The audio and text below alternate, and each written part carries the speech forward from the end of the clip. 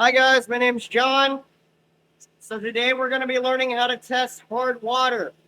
I work in a car wash. It's kind of fun. We're going to learn how to test the hardness of the water. So what we're testing is how much magnesium and calcium is in the water of the water that we're pushing through the wash.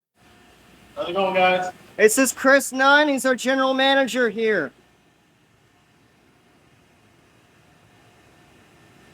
What he's getting right now is our treated water samples. These are the treated water samples. So this is the water that we've already purified and taken the magnesium and the calcium out, and we're testing how much is still in it.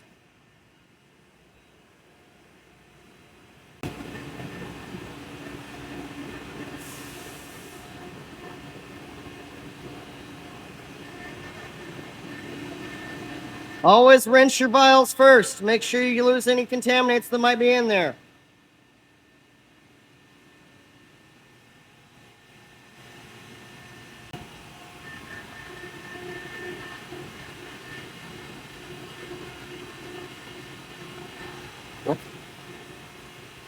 So what we do is we get a sample of about 10 milliliters of water,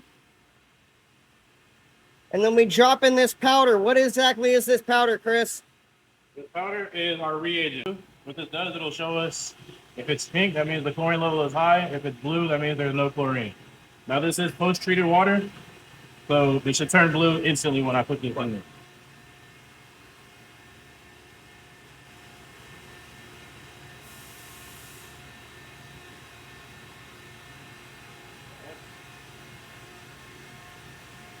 All right, so that's blue water. That's what we want. That means there's no magnesium and calcium in our water. So that's going to be 0 grains per gallon. Means there's 0 grains per gallon magnesium and calcium per gallon of water.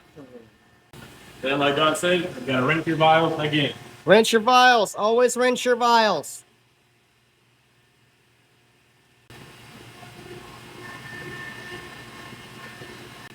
All right, so now we're going to be testing our city incoming water. This is the water incoming from the city. This is going to be untreated water.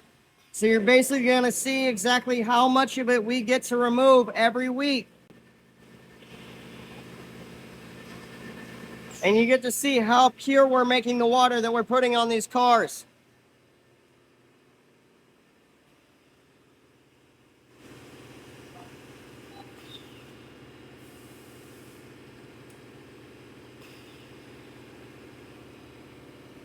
So again, we go back to our reagent. Dump it in there.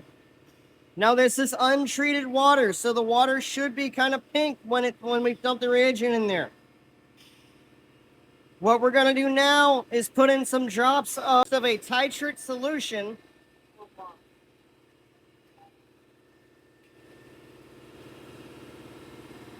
And what exactly does the titrate solution do, Chris? This is how we assess the hardness. The more of the drops of solution we have to put, the harder the water is. So the more drops of solution that we need to put in here, the harder the incoming city water is.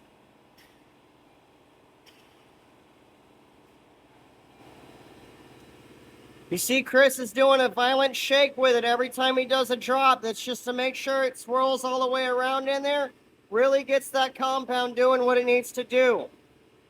That's pretty good. Only 8 drops this time. 8 drops, okay. So that's going to be 8 grains per gallon. So that costs 8 grains per gallon, and we take it down to only 1 grain per gallon. That's how you test hard water.